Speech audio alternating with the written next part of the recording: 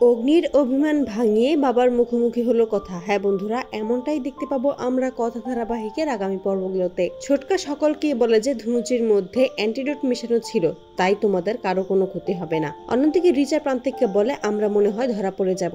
তার বাবাকে ফোন করে বলে এই মিশনটা এখানেই থামাতে হবে, নয়তো ধরা পড়ে যাওয়ার আশঙ্কা আছে। কথা তখন অগ্নি আর বিনায়ক স্যারকে বলে যে ওরা কিন্তু পালিয়ে যাওয়ার চেষ্টা করবে। বিনায়ক স্যার, আপনি আপনার ফোর্স রেডি করুন। তখনই অগ্নি প্রান্তিককে দেখতে পায়, প্রান্তিককে ধরে প্রচন্ড মারধর করে। অন্যদিকে রিচাকেও ধরে ফেলে কথা বলে তুমি কি সত্যিই রেচা, নাকি তোমার অন্য কোনো পরিচয় আছে? রেজা তখন বলে আমি তো এখানে মেলা দেখতে এসেছিলাম, কিন্তু কথা বলে যে তুমি পাচক মশাইয়ের মারতে চেয়েছিলে, পাচক মশাইয়ের ক্ষতি করতে চেয়েছিলে, এখানে এসেও গণহত্যার চেষ্টা চালিয়েছো, আইনের হাত থেকে তুমি বাঁচতে পারবে না। অগ্নি প্রান্তিককে পুলিশের হাতে তুলে দিয়ে বলে যে যতবার ক্ষতি করার চেষ্টা করবি তুই, ততবার আমি তোর সামনে পাহাড়ের মতো দাঁড়িয়ে যাব। বিনায়ক স্যার তখন কথা প্রশংসা করে বলে যে শুধুমাত্র তোমার জন্যই আজকের এই মিশনটা আমরা সাকসেসফুল করতে পেরেছি। কথা বলে এই সকল কিছুর পেছনে রিচাও রয়েছে। রিচার প্রান্তিক মিলেই ওই 20 ফুলের চাষ করেছে। তারপরেই দাদু আসল রথ নিয়ে আসে, সকলে মিলে রথের দড়ি টানে। সেখানেই যখন কথার হাত অগ্নির হাতে লাগে, অগ্নি তখন হাত ছড়িয়ে ফেলে। অঙ্কিত বলে তুই কি সারা জীবন কথার সাথে এভাবে ব্যবহার করে যাবি? তুই কি ওকে ক্ষমা করে দিতে পারছিস না?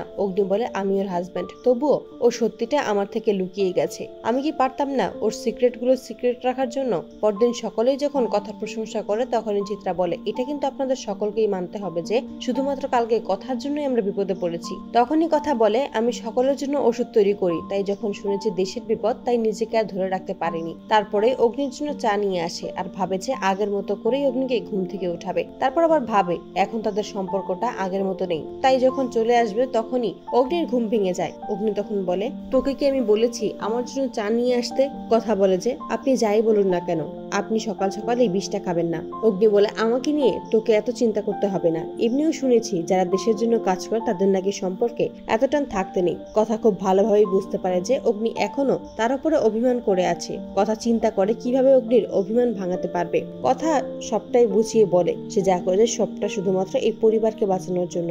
এই পরিবার তার পরিচয় যদি একবার শত্রুপক্ষ জানতে পারতো, তাহলে গুহ পরিবারের সকলের ক্ষতি করে দিতে পারতো, বিশেষ করে আপনার ক্ষতি করতে পাচক মশাই। সব কথা বলার পর অবশেষে অগ্নি বুঝতে পারে যে কথা পরিস্থিতি চাপে পড়েই পরিচয় লুকোতে বাধ্য হয়েছিল। সে কথা নিজের ভালোবাসার জোরেই অগ্নির অভিমান ভাঙাতে সক্ষম হয়। তো বন্ধুরা, তোমরা এটাই তো চাও, এভাবেই যেন অগ্নির অভিমান ভাঙাতে সক্ষম হয়? কথা কমেন্টে জানাও। আর নিয়মিত আপডেট পেতে আমাদের চ্যানেলটি এক্ষুনি সাবস্ক্রাইব করে পাশে থাকো। ধন্যবাদ।